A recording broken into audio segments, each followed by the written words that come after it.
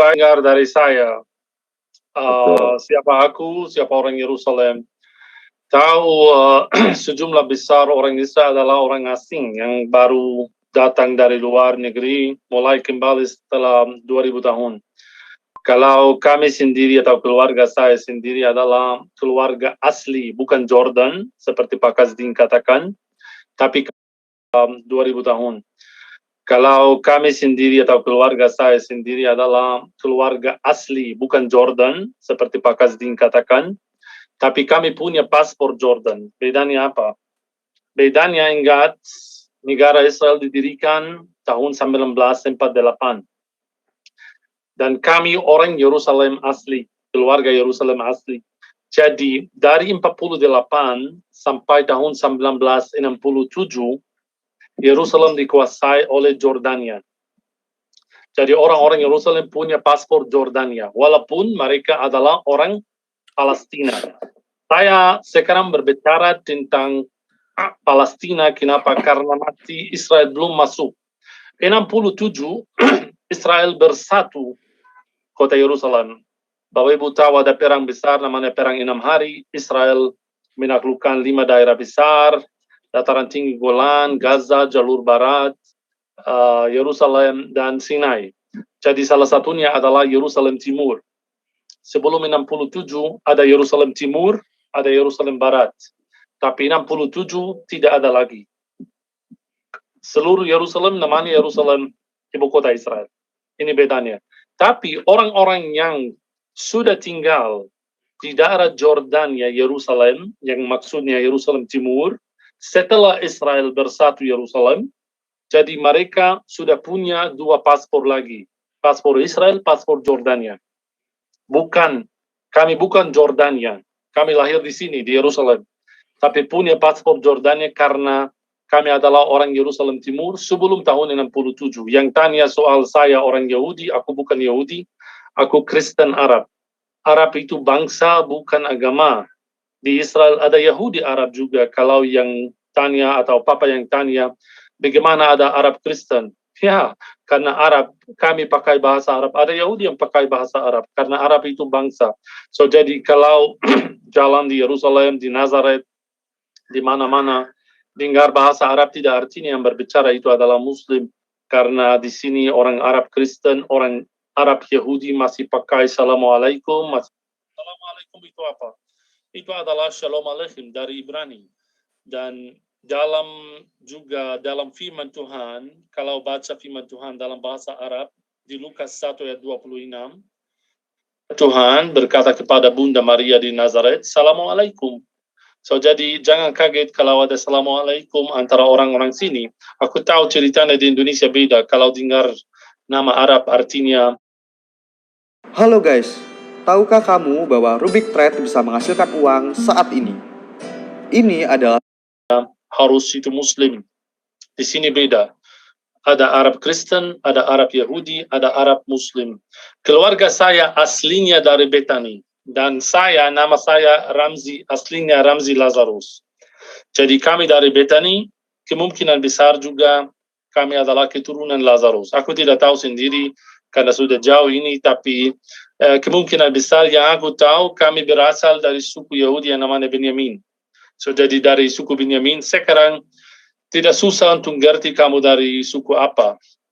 Ingat, Bapak Ibu, orang Yahudi sudah campur, darahnya sudah campur, sampai seluruh dunia mulai kembali lagi. Puji Tuhan, hari ini 12 suku Israel sudah kembali.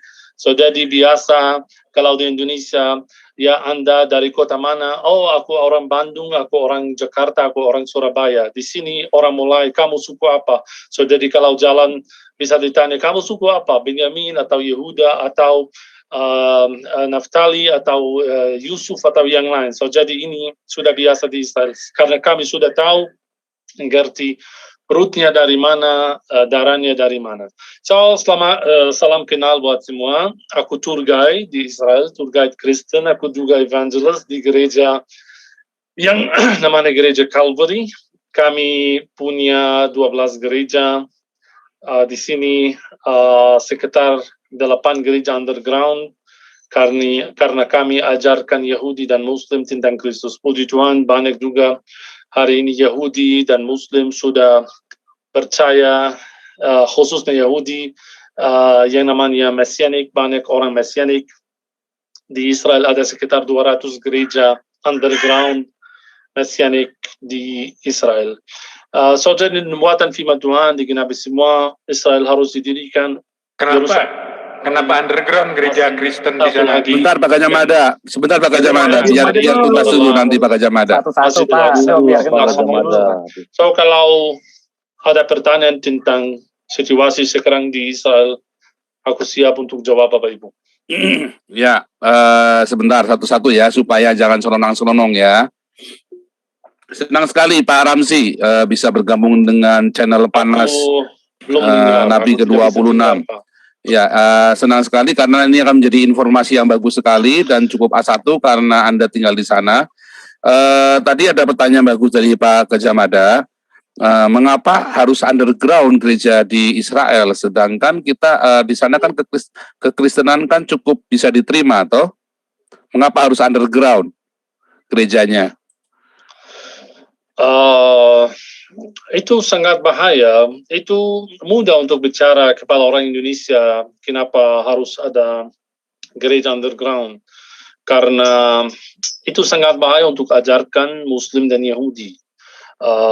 Harus tahu bedanya antara Yahudi dan Kristen. Yahudi mereka masih menunggu Mesias, so jadi tidak mudah untuk bicara depan mereka tentang Kristus. Itu adalah Mesias perjanjian lama. Ada banyak yang menolak.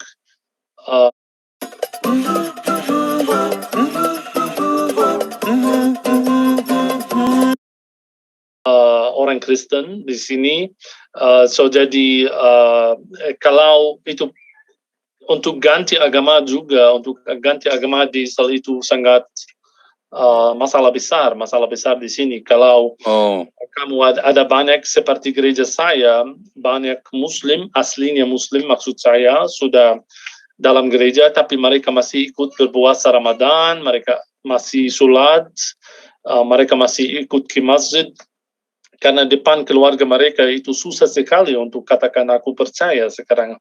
So jadi juga gereja, kalau saya berbicara satu gereja untuk kami ada di Gaza. Tahu di Gaza itu Hamas. Dan itu sangat susah untuk berdiri gereja umum, bangunan gereja di Gaza. So kalau saya katakan underground, artinya mereka kumpul dalam rumah, mereka berdoa dalam rumah, dan mereka harus hati-hati karena kalau ada yang dengar suara mereka atau tahu ini adalah gereja, itu sangat bahaya buat mereka. So itu seperti gereja di Pakistan, gereja di Afghanistan, Israel masih sama. Ya, mungkin kalau saya bicara tentang Israel itu sedikit lebih mudah kalau Mesianik, tapi di daerah Palestina itu susah sekali. Kami punya gereja di Nablus, kami punya gereja di Jenin, kami punya gereja di Gaza, di Ramallah. So jadi di mana-mana yang ada Muslim, yang ada juga banyak orang ekstremis, banyak orang radikal. So harus kami juga hati-hati. Gereja kami yang besar itu di Bethlehem. Bethlehem beda, Yerusalem beda. Tapi gereja juga saya yang di Yerusalem dibakar 4 kali. Kalau juga di Yerusalem. So jangan percaya juga Yerusalem itu aman. Sekarang kami sewa di YMCA karena tidak ada ruang buat kami untuk berdoa. So jadi kami berdoa di YMCA Yerusalem. Di Bethlehem gereja besar. Gak apa-apa karena Bethlehem Palestina Kristen atau campur, tapi mayoritas ada juga orang Kristen, so jadi lebih mudah di Bethlehem. Bethlehem itu bukan underground, Yerusalem bukan underground, tapi di tempat yang hot, yang ada fire underground. Iya. Itu seperti kamu katakan, gereja saya di Afghanistan, bagaimana? Tidak mungkin, nanti satu hari dibom. Juga gereja kami di Gaza, sama. Oh, karena di wilayah-wilayah yang ini ya, yang underground itu di wilayah-wilayah yang panas ya. Kalau di wilayah-wilayah netral, jadi tetap eksis ya. Benar. Nggak masalah ya. Oke. Saya kira jangan fokus ke sananya. Mudah-mudahan dan kali program Israel bisa cerita lebih banyak tentang gereja di sana. Namun hari ini kita pengen sekali tahu update konflik Israel Palestina hari ini yang mulai dari Apa sih triggernya? Mengapa bisa ada saling lempar batu? Bukan saling lempar. Kenapa bisa ada pelemparan batu di tembok ratapan dan kenapa bisa ada tentara Israel pergi ke Masjid Al-Aqsa? Nah, mungkin kita mulai dari situ. Ya, Atau apa penyebabnya sekarang ini? Kenapa bisa tiba-tiba memanas dan jadi perang besar begini? Ceritanya apa? Ya, aku ngerti. Ceritanya panjang sekali karena kalau bicara tentang Masjid Al-Aqsa, itu masjid nomor 3 di Islam. Saudara kita Muslim percaya Nabi Muhammad teringat ke surga dari sana di mujizat yang namanya Isra Miraj. Cuman di Islam atau Nabi Muhammad punya 2 mujizat, bukan seperti Yeshua punya banyak mujizat. Nabi Muhammad cuma punya 2 mujizat. Dia membagi bulan menjadi 2 bulan. Ini yang pertama. Yang kedua Isra Miraj. Apa artinya? Isra Miraj dia naik ke surga dan dia bertemu dengan Allah. Kemudian dia terima 5 kali sholat. So, jadi kalau tanya kenapa saudara kita Muslim mereka berdoa 5 kali sehari, karena mujizat Isra Miraj yang terjadi menurut mereka di Yerusalem.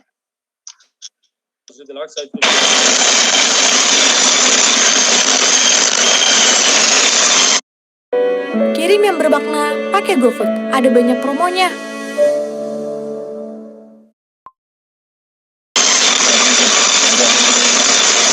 Nafas siapa tuh? Lakukan ini. Tolong yang lain dimatikan dulu mikrofonnya. Ya, silakan Pak Ramsi. Tunggu Pak. Apa itu? Ya, ini saya matikan semua aja, kecuali Pak Ramsi ya. Saya matikan supaya jangan ini ya. Oke, Pak Ramsi, sebentar. Pak Ramsi Israel, sebentar saya cek dulu supaya Pak Ramsi bisa. Oh, mana nih Pak Ramsi nih? Kok hilang videonya?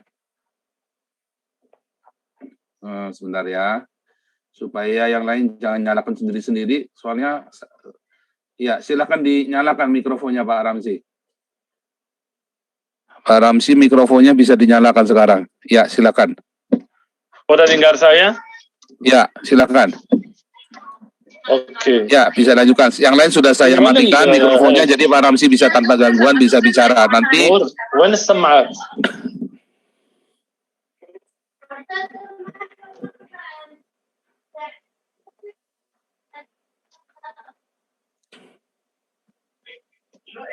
Ya, sudah bisa dilanjutkan, Pak Ramsi. Oh ya. Ya, Pak, maaf. Aku cari earphone biar aku dengar kamu. Ya. Oke, nggak apa-apa. So, dengar saya sekarang?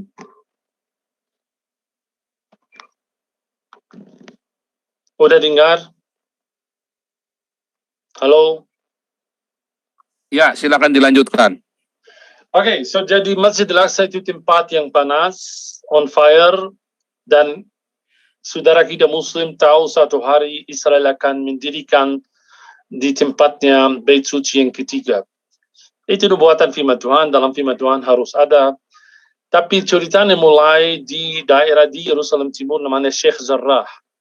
Ada 28 rumah orang Arab. Saya tidak mau katakan Palestina karena sekarang Yerusalem adalah, saya sudah katakan, jadi semua di Yerusalem, kalau juga Islam termasuk wilayah Israel. Ada orang Arab Muslim tinggal dalam 28 rumah di Israel Court. Mereka katakan ini orang yang sudah sewa dari zaman Jordania, dan Jordania sudah sewa dari orang Yahudi yang di Yerusalem sebelum tahun 1948, dari 100 tahun yang lalu. Jadi mulanya mereka mau ambil 6 rumah dari Arab. Mulanya ribut di sana, ada demo kecil, so jadi di daerah Sheikh Jarrah. Dan ini diganti tempatnya, atau dari Sheikh Jarrah mereka mulai melemparkan batu-batu di daerah Damascus Gate di Yerusalem, dan kemudian masuk ke ribut ini masuk ke Masjid Al-Aqsa. Pasti kalau mereka melemparkan batu-batu, tentara Israel akan juga datang. So jadi ribut mulai seperti ribut kecil sampai tanggal 28 Ramadan. 28 Ramadan ada demo besar buat Yahudi karena itu tidak lagi di Yerusalem. Ada hari namanya Hari Yerusalem. Itu apa? waktu negara Israel menaklukkan Yerusalem dari Jordania, ya itu adalah dalam kalender Yahudi maksud saya. So jadi itu adalah hari yang suci buat Israel waktu mereka bersatu Yerusalem. Jadi 30.000 mau masuk Yerusalem berdoa di tembok ratapan. Jadi gosip udah mulai 30.000 mau masuk ke Masjid Al-Aqsa. Pasti Muslim marah, mereka mulai itu waktu Ramadan, akhir Ramadan, tanggal 28 Ramadan. So jadi orang-orang muda yang Muslim mereka sudah kumpul di Masjid Al-Aqsa dan mereka mulai melemparkan batu-batu di demo itu. Seperti mau katakan Yerusalem itu bukan ibu kota Israel, Yerusalem adalah ibu kota Palestina. So jadi sampai sekarang masih situasi masih oke, banyak ditangkap, tapi itu di daerah Yerusalem. Malam itu Hamas dari Gaza mereka roket Yerusalem dengan 7 roket. Aku tidak tahu kenapa 7. So jadi 6 sudah tidak bisa, tapi 1 jatuh di daerah Karim Yerusalem. Pasti kalau ada roket dari Gaza, Israel harus juga self defense. Jadi mereka ganti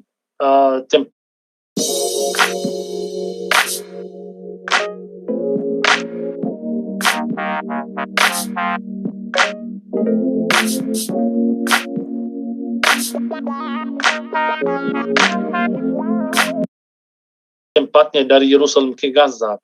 Jadi Israel mulai cari Hamas di Gaza. Mereka mulai bom Gaza malam itu. Dan 1 malam lagi atau kemudian Hamas sudah bom Tel Aviv dengan 130 roket. Jadi sekarang situasi semua tahu siapa mulai, siapa ya. So mulanya di daerah Sheikh Jarrah dengan 6 rumah yang diambil oleh Israel, kemudian diganti tempatnya ke Damascus Gate, Masjid Al-Aqsa, masih di Yerusalem. Kemudian situasi ya pindah ke Gaza.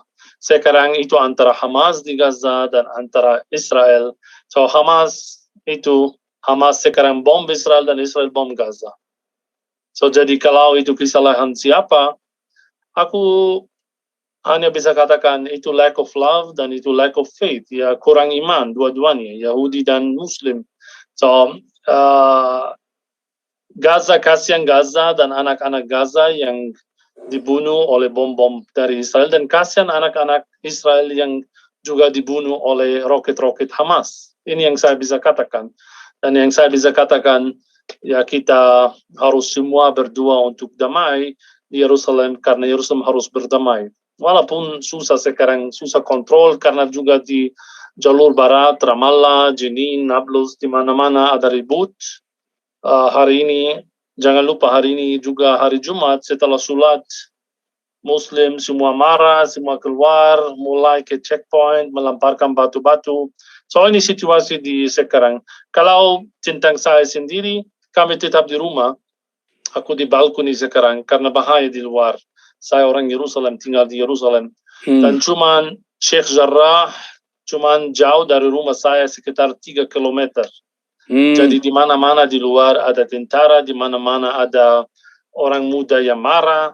Lebih baik, lebih aman buat saya, buat anak untuk tinggal di rumah. Cuman kalau saya mau beli sesuatu, aku 100 meter ke supermarket beli sesuatu dan kembali. Itu situasi di Israel sekarang. Oke. Jadi nampaknya terjadi konfliknya memang seperti yang kita duga dari Sheikh Jarrah gara-gara mau diambil alih. Cuman Sheikh Jarrah ini sebetulnya punyanya Yerusalem, punyanya Israel atau punyanya Palestina? Sebetulnya kalau menurut Bro Ramzi sendiri. Sheikh Jarrah itu di Yerusalem, itu di Yerusalem Timur.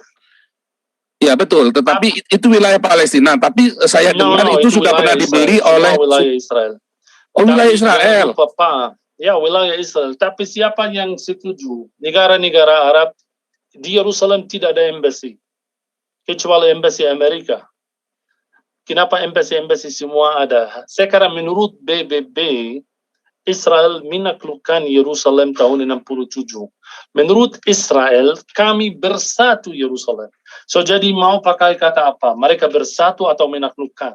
Itu tergantung. Di Indonesia, for example, menurut negara Indonesia, Israel menaklukkan Yerusalem. Bukan bersatu. Tapi menurut Amerika Israel, mereka bersatu Yerusalem.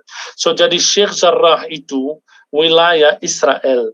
Orang-orang yang tinggal di Sheikh Jarrah punya juga paspor Israel. Tapi agama mereka Islam. Itu maksud saya. So, tapi juga Pak, saya mau katakan sesuatu. Kenapa sekarang? Kenapa Israel harus maju dan ambil 6 rumah? Apa artinya 6 rumah? Mereka setiap hari bisa bangun rumah di mana-mana. Kenapa mereka mau ambil 28 rumah buat orang Arab Islam sekarang? Dan mereka harus keluar, tinggal di mana, not our business.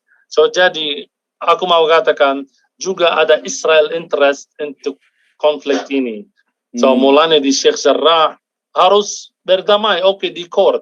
Apa artinya? So, harus sabar. Kenapa waktu Ramadan juga? Harus juga menghormati mereka. Tahu di saudara kita Muslim, waktu mereka berpuasa, mereka sangat stres juga. Mereka mudah ribut. So, jadi kenapa mereka beli waktunya Ramadan untuk ambil 6 rumah ini? By the way, di Israel Court, isu ini dari tahun 2009. Jadi sudah lama. Bukan baru. Tapi kenapa isunya keluar hanya bulan ini? So, jadi kalau saya orang Israel, harus tahu juga politik, harus tahu sejarah juga di sini. Ada konflik juga di Israel itu apa? Tahu sampai sekarang kami tidak ada Prime Minister sampai saat ini. Ya sudah karena sudah beberapa kali kami coba untuk pilih Prime Minister karena sistem Israel beda. So jadi Benjamin Netanyahu sampai sekarang tidak bisa jadi Prime Minister sekali lagi. Dan ada banyak demo melawan Prime Minister Benjamin Netanyahu setiap hari. So jadi kalau itu interest oleh Benjamin Netanyahu untuk lihat Israel bahaya. Kalau ada Prime Minister yang lain, dia tidak bisa melawan Hamas. Aku hanya sendiri. Aku mau katakan sesuatu, statistik dari Israel. Sebelum perang ini, atau sebelum konflik ini, Benjamin Netanyahu bisa dapat, atau Likud bisa dapat, sampai 56 antara 120, itu berapa persen? Sekitar 45% dari penduduknya Israel, mereka mau pilih Likud. Tapi dari kemarin sendiri sekitar 80% Israel mau pilih Likud lagi. Kenapa? Karena mereka katakan hanya Likud, hanya Benjamin Netanyahu yang bisa melawan Hamas sekarang. Maksud saya begini. So jadi kalau konflik ini itu adalah interest dari Israel juga, ya kemungkinan besar. Kenapa keluar sekarang? Ya karena mereka akan dapat sesuatu. Dan mereka berbicara tentang Israel jatuh, tidak mungkin Israel jatuh. I tell you, Israel sangat kuat, sangat kaya. Jangan takut, ada yang bayar buat Israel semua. So jadi kalau ini di perang ini ekonomi Israel akan jatuh, tidak mungkin. Selama Corona 1 tahun, Israel berdiri, tidak rugi. Selalu berdiri. Kami dibayar sama Israel. Puji Tuhan. Selama 1 tahun, aku di rumah, aku dibayar sama government Israel. Ya, unemployment. So, jadi Israel 1 bulan dikasih jatuh. Ya, 1 bulan dapat tunjangan berapa dari pemerintah Israel selama Corona? Sorry? Selama Corona dapat tunjangan berapa rata-rata orang di Israel? Buat saya sekitar $1,300 sebulan dapat. Haleluya. Tapi jangan lupa bro, Israel mahal. So jadi kalau bicara tentang $1,300 di Israel itu seperti bicara tentang 2 juta rupiah di Indonesia. Karena Israel lebih, tapi puji Tuhan cukup buat makan, cukup buat bayar sekolah, cukup buat punya mobil begini. Tapi tidak cukup buat menikmati pergi sini, pergi sana. Tapi itu satu orang toh, satu orang mendapat 1.300. Atau Kepala satu keluarga, bukan satu orang. oh satu Kepala keluarga ya, satu keluarga. Oh iya, kira-kira sama ya dengan di Eropa, tunjangan-tunjangannya hampir sama ya berarti ya? Lebih bagus Israel pada Eropa. Oh ya? Di negara-negara Eropa beda, seperti Jerman mereka kasih 1 kali, kami selalu. Dan kalau ada pesta ini, seperti ada Paskah, seperti ada Christmas, seperti selalu dikasih lebih. Double. Oh, luar biasa makmurnya itu negara ya. Oke, ini ada pertanyaan dari Zoom ini Pak Gajah Mada. Silakan Pak Gajah Mada dilanjut. Ya, ini terima kasih ada Pak Ramsi mau konfirmasi ya, sekalian bertanya. Mungkin ada beberapa pertanyaan Pak Ramsi, siap? Ya, lanjut. Oh, terima kasih Pak Ramsi ya. Jadi kalau menurut saya yang baca sejarah Arab dari jauh, tolong dibenarkan atau disalahkan. Menurut saya Israel itu dikeroyok dulu oleh Islam dan Kristen. Maksud saya Lebanon itu mayoritas Kristen. Jadi ketika ditawarkan 2 state 1 negara di Israel pada waktu itu, saya tahunnya tahun berapa mungkin Pak Ramsi tahu, mereka tidak mau, mereka justru ingin Israel lenyap. Jadi akhirnya dikeroyok 5 negara. Benar atau salah? Ya, Pak bicara tentang tahun 1936, waktu ada mandat Inggris di sini. Saya bisa katakan dua-duanya gila, bukan hanya Arab. Karena waktu itu juga Israel, waktu ada agreement tahun 1936 oleh mandat Inggris untuk mendirikan 2 negara, negara Arab dan negara Yahudi. Jadi ini ditolak oleh negara-negara Arab, betul Pak, tapi ini ditolak oleh juga bangsa Yahudi. Jadi dua-duanya bodoh waktu itu, tidak mau terima agreement itu dari mandat Inggris, bukan hanya Arab. Ya benar, Arab melawan Israel karena menurut mereka Israel menaklukkan Palestina. Menurut Israel, kami sudah kembali, kamu yang menaklukkan. Siapa yang menaklukkan dulu? Karena menurut mereka bangsa Islam ini masuk abad ke-7, sebelumnya tidak ada, sampai tahun 70 ada Yerusalem adalah Judea, Yerusalem adalah Yahudi, dan karena bangsa Romawi kami harus keluar karena tahun 70 Titus, so jadi setelah 2000 tahun kami kembali lagi. Tapi kamu bicara tentang orang yang tidak kenal firman Tuhan, mereka tidak tahu apa yang dalam firman Tuhan, mereka tidak percaya yang dalam firman Tuhan, ini yang susah. Buat Pak Lebanon sendiri, benar Lebanon mayoritas Arab, tapi mereka sangat-sangat tidak kuat di sana, orang Kristen. Yang di Lebanon, jangan lupa Pak, itu Hizbullah. Hizbullah itu adalah Iran, Persia. So jadi tentara-tentara Lebanon, benar, Lebanon itu mayoritas Kristen, presiden Kristen, tapi tentara dari Iran, itu beda kalau bicara, maksud saya kalau Iran itu Muslim, Syiat Muslim, yang selalu melawan Israel. So bukan masalah orang. Kalau itu orang Kristen sangat berdamai. So jadi lihat sekarang konflik orang Kristen di Israel.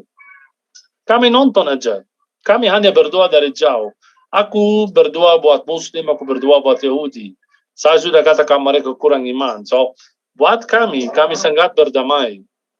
Tapi masalah itu kepala Yahudi yang keras, kepala Muslim yang keras. So 2 kepala keras sekarang berperang. Ini hasil. Tapi kalau negara-negara Arab mulai, aku tidak bicara semua orang Arab keras. Lihat Emirates sekarang, lihat Qatar, lihat Arab Saudi, lihat Maroko, lihat Mesir, lihat Jordan. Jadi ada beberapa negara Arab yang sudah mau terima Israel, yang sudah mau berdamai sama Israel. Tapi juga Israel harus juga maju dan berdamai sama mereka. Aku tidak mungkin berdamai dan menaklukkan rumah. So jadi harus ada sacrifice, selalu harus ada sacrifice. Tidak mungkin ada damai dan tanpa sacrifice. Oke, Israel harus juga mengorbankan settlements yang atau keluar dari jalur barat buat orang Palestina, keluar dari. Saya tanya, kenapa aku bukan Gaza pasti banyak teroris, banyak ekstrim. Tapi kenapa di Gaza tidak ada pelabuhan sampai sekarang? Mereka tidak punya airport sendiri, bandara sendiri di Gaza. So jadi kalau saya mau katakan tentang konflik ini, aku orang Israel, aku sangat percaya kepada bangsa pilihan Tuhan. Tapi kami harus juga maju dan berdamai sama mereka. Kasih mereka rights, kasih mereka pelabuhan, kasih mereka airport. Nanti kita lihat bagaimana. So maksud saya, Israel juga harus maju untuk berdamai. Bukan hanya tunggu orang Arab untuk berdamai. So harus dua-duanya ada sacrifice. Bukan hanya orang Arab. Tetapi kondisinya sekarang ini, bukankah negara-negara Arab sudah mulai mendirikan konsulat perwakilan mereka di Israel? Sejak 3 tahun yang lalu, toh? Kondisi sekarang, tapi harus juga tahu, saudara saya di Indonesia, masih ada yang namanya konflik ini karena Israel masih menaklukkan jalur barat dan Gaza. Saya tidak bicara tentang Yerusalem. No, maksud saya negara-negara Arab seperti Qatar tadi kan, Qatar, Arab Saudi, Yordania, kan sudah ada perwakilan di Israel sekarang, sudah menjalin hubungan, toh? Ada. Dan hubungan itu sekarang ini membaik atau mundur lagi? No, ini orang-orang yang nonton sekarang. So kami belum dengar dari Emirates, kami belum dengar dari Arab Saudi, dari Mesir, dari Jordan. Hari ini ada demo-demo di Jordan, tapi mereka mau masuk. Tahu buat saudara kita Muslim ada yang namanya jihad. Banyak sekarang orang mau jihad, masuk Israel buat jihad, tapi pasti border tutup. Jadi ada beberapa negara yang sudah berdamai sama Israel, ada full agreement, Emirates, Arab Saudi, Mesir, Jordan, Morocco. Ya, tapi yang lain masih itu in process. Ya, artinya sudah ada kemajuan ya. Ya. Tapi dengan konflik ini aku tidak tahu. Hari ini juga di Masjid Al-Aqsa, aku sudah lihat beberapa video, mereka tidak membakar bendera Israel, tapi mereka membakar bendera-bendera Arab.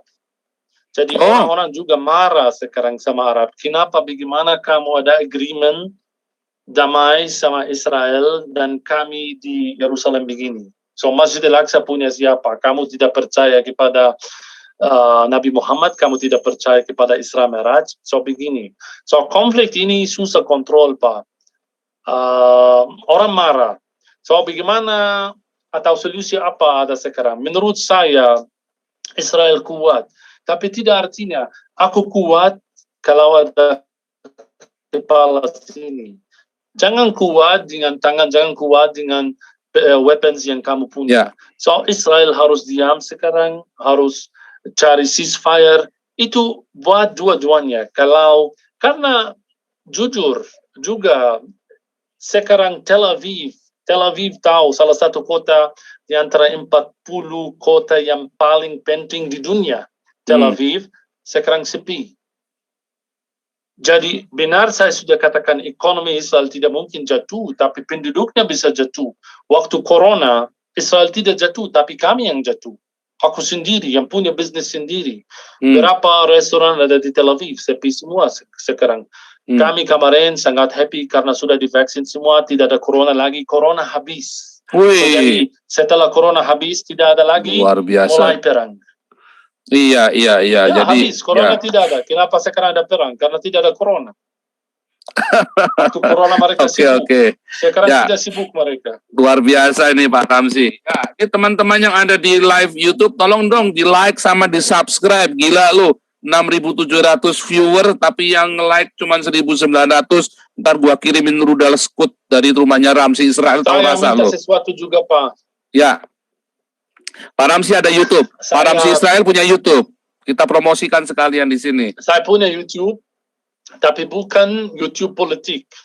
Ya, YouTube-nya apa Pak Ramzi? Sejarah aja. Namanya dalam bahasa Indonesia. Wait, aku bagaimana ini? Ya, chat.